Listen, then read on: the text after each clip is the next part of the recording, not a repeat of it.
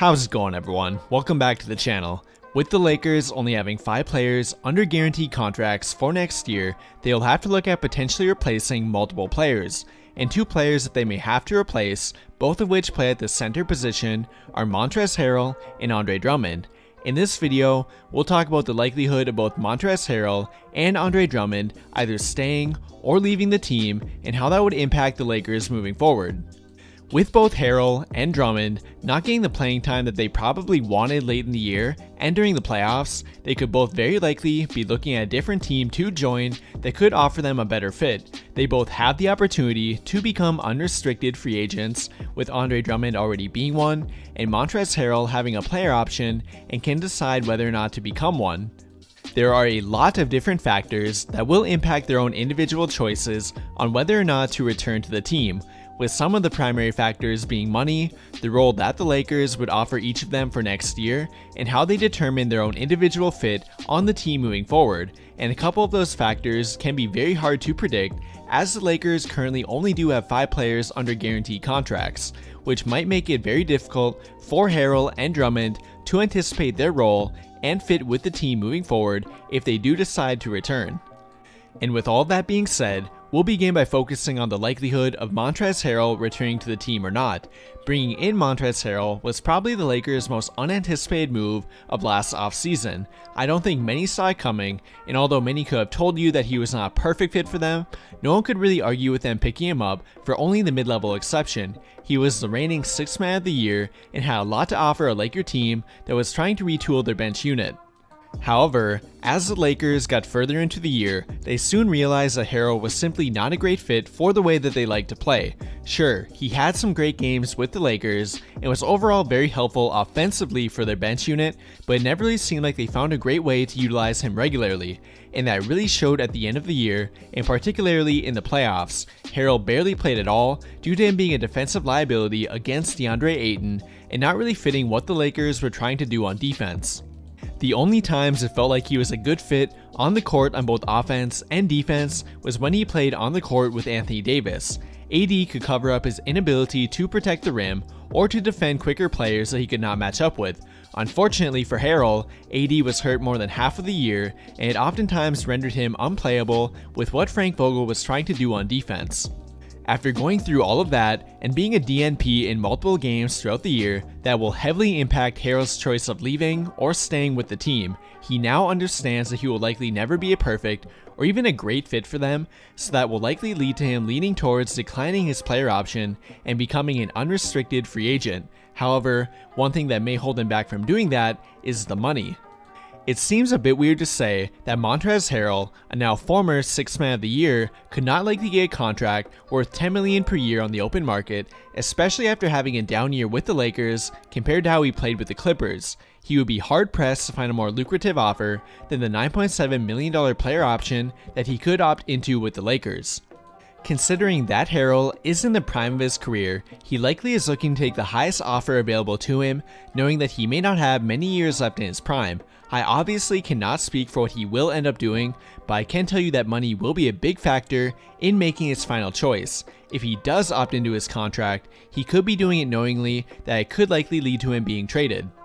I really do like Montrezl Harrell as a player and watching the intensity that he plays with every game, but I personally do not see a reunion being very likely between him and the Lakers. They never seem like a perfect pairing, and barring money being the primary goal for Montrezl Harrell, I think it's much more likely that he opts out of his player option and becomes an unrestricted free agent to allow himself the freedom of getting to choose his next team. But now moving on to looking at the likelihood of Andre Drummond either staying or leaving the Lakers in free agency. Like Harrell, Drummond never really seemed like a perfect fit for the team either, but I would say that he has the potential to be a better fit than Harrell does if he would stick around. At times, Drummond, LeBron, and Anthony Davis looked like a pretty good pairing on both offense and defense. However, there are also times when it looked like it wouldn't work out either. A lot of that can be attributed to not having had the time to build chemistry on the floor with one another, as one of LeBron or Anthony Davis were hurt practically the entire time that Andre Drummond was on the team. They never really got to fully see what the pairing of Andre Drummond and Anthony Davis could be like. We got to see a few good moments here and there between the two, but you could tell that they never really got completely comfortable on the floor with each other. And according to the Lakers, they would like to pursue the long-term pairing of Drummond and Anthony Davis, but there will be quite a few barriers from making that happen, with the primary one being money. Drummond let everyone know that he joined the Lakers primarily because of the role that they are offering him, which would allow him to prove what he could do on a winning team in order to secure another big contract in free agency. However, that did not go completely according to plan. I don't think Drummond completely ruined his value, but he did definitely lower it. I don't think that he lowered it to the point of only being offered a veteran minimum contract, as some rumors are saying that is the most that the Lakers are willing to offer him, but I don't think he'll be offered anything more than around $8 million, which would still allow the Lakers to retain him by using a form of their mid-level exception. The only problem is, do they really think that Drummond is even worth using the mid-level exception on? I don't think it would be a horrible idea if they offered him the taxpayer mid-level exception, being worth only around $5.7 million, but they should not offer him the full mid-level exception. Not only do I not believe that Drummond is worth around $10 million per year to them, but by giving him that, it would also hard cap them, preventing them from once again being able to exceed the tax apron. And that is where I would draw the line if I were the Lakers. Drummond will very likely try to get the Lakers to offer him the full mid-level exception, but I do not believe it would be a good move for them to make.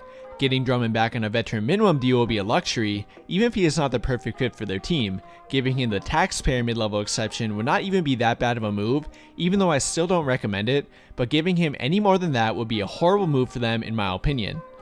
And I believe that because they have other positions that they need to prioritize over bringing back a traditional center that will likely not get many minutes come playoff time anyway, and because of that, I see it much more likely that Drummond ends up on a different team other than the Lakers.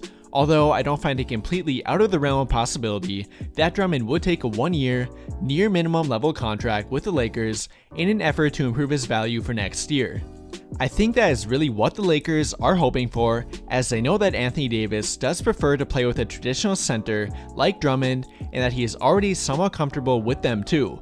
And as long as they know that they cannot afford to overpay Andre Drummond, keeping him as an available option if he is willing to take less money would not be a bad idea. But again, it really all does come down to how much Drummond believes that he is worth. But what do you guys think? Do you believe that Montrezl Harrell and Andre Drummond will be with the Lakers at the beginning of next year? Maybe you think one will be and one won't be? Let me know what you think about all of this by commenting down below and we can talk about it there.